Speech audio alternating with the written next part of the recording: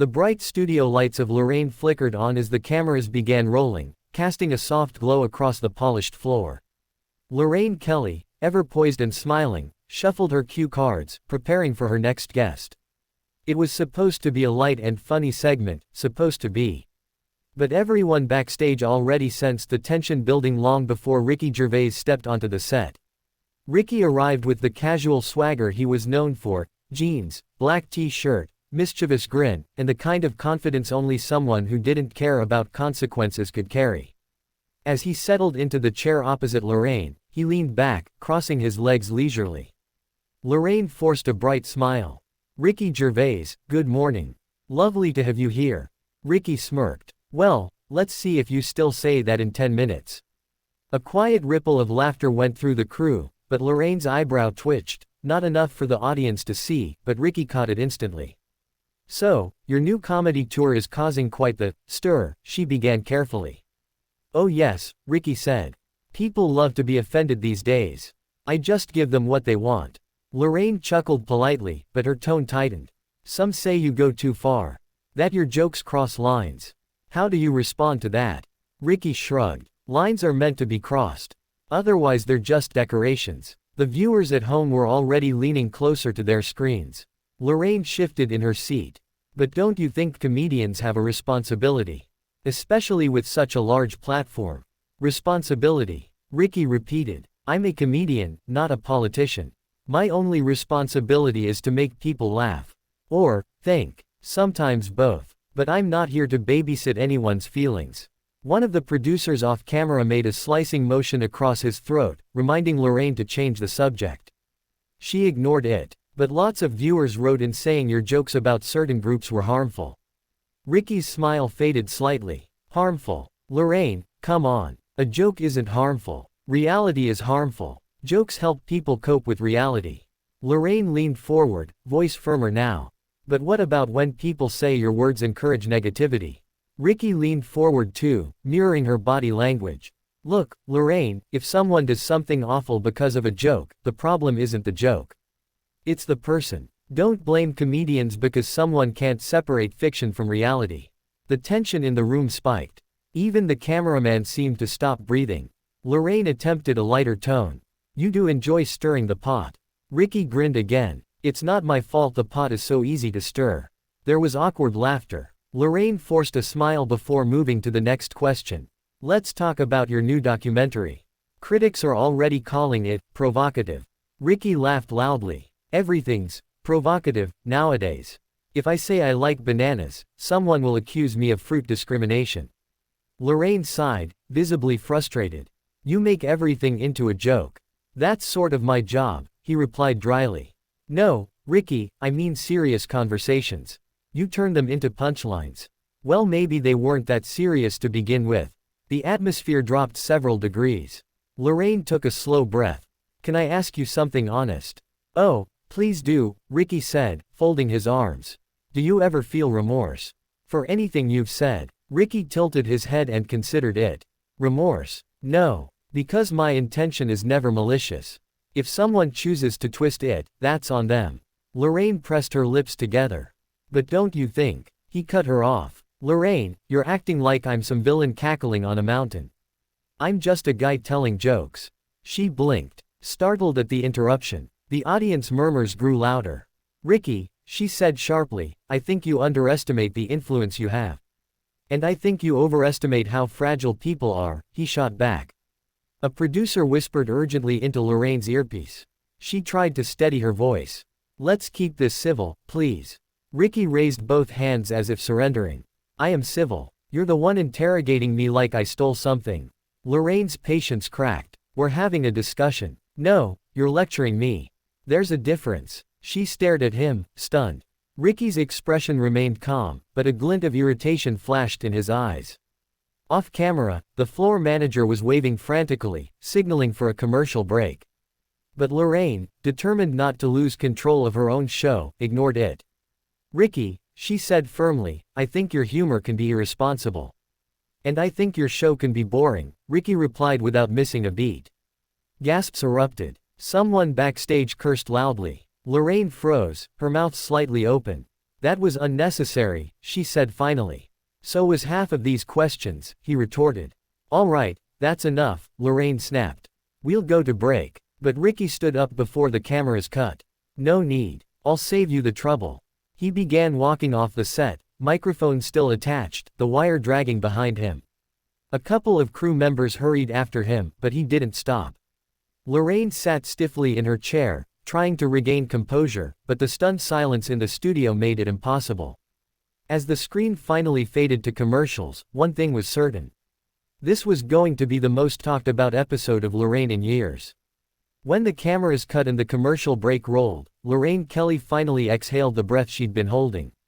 Her hands trembled slightly as she placed her cue cards on the table. The studio, usually buzzing with cheerful energy, was now filled with stunned whispers and tense glances.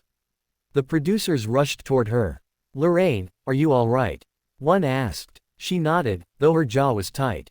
"I'm fine. Just, unexpected. Unexpected." Another producer whispered. He practically detonated a bomb in the middle of the show. Lorraine forced a weak smile. "Well, it is Ricky Gervais."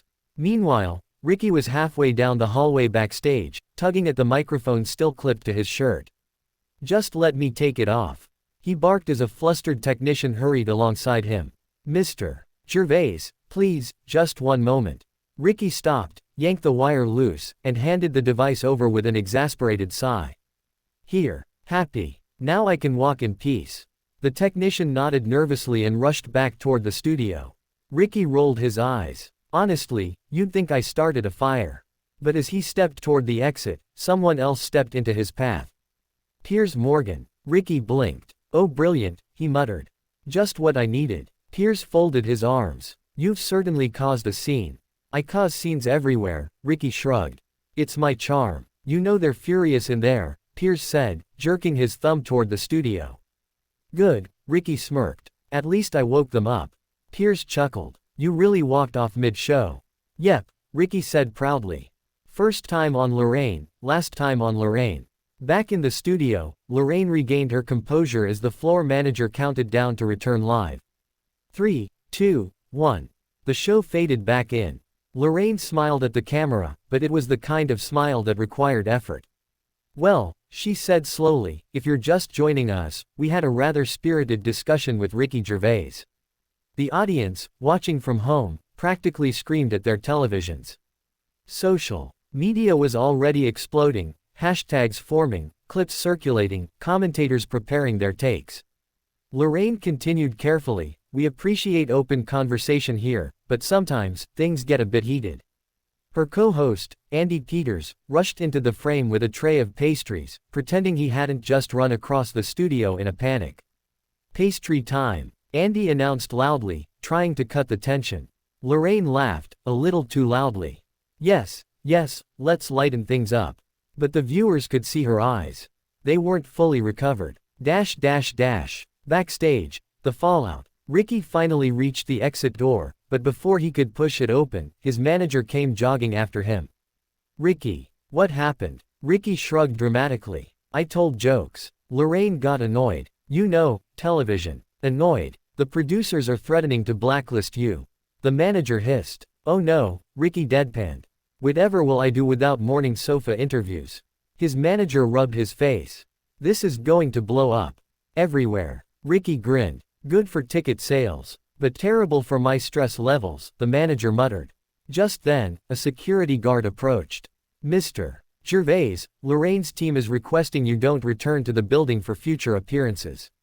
Ricky held up a hand. "I can live with that." He walked out, whistling. Inside the studio, Lorraine's confession.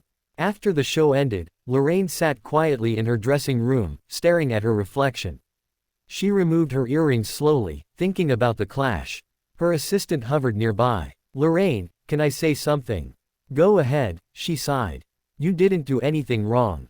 Lorraine shook her head. "Maybe not. But maybe I pushed him too hard.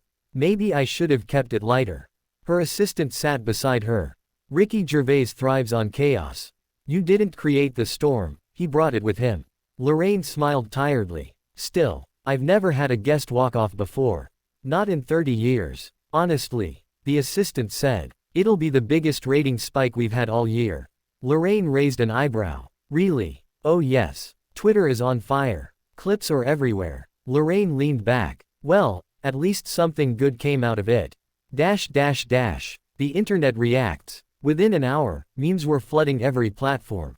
Ricky Gervais vs. Lorraine Kelly, the ultimate showdown. When morning TV turns into WWE, Lorraine Kelly kicks off stand-up tour early. Fans and critics argued non-stop. He was out of line. She pushed him. It's all publicity. This is the best TV of the year. Even celebrities chimed in. Some defended Ricky. Others defended Lorraine. A few simply enjoyed the chaos. Ricky, meanwhile, posted a selfie with the caption, "Got kicked off a morning show. Best Tuesday ever. 2 hours later, the unexpected call. Lorraine sat at her makeup table packing her bag when her phone buzzed.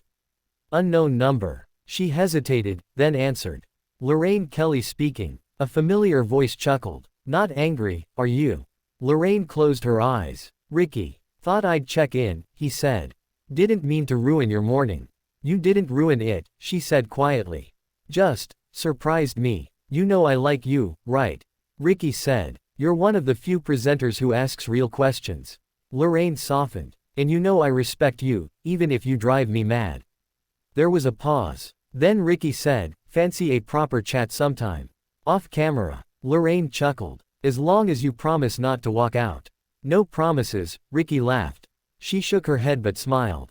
All right, Ricky. Let's try being civil next time. Where's the fun in that? He replied. And then he hung up. Lorraine stared at the phone, incredulous but relieved. Maybe the clash wasn't the end of something. Maybe it was the beginning of an unexpected friendship.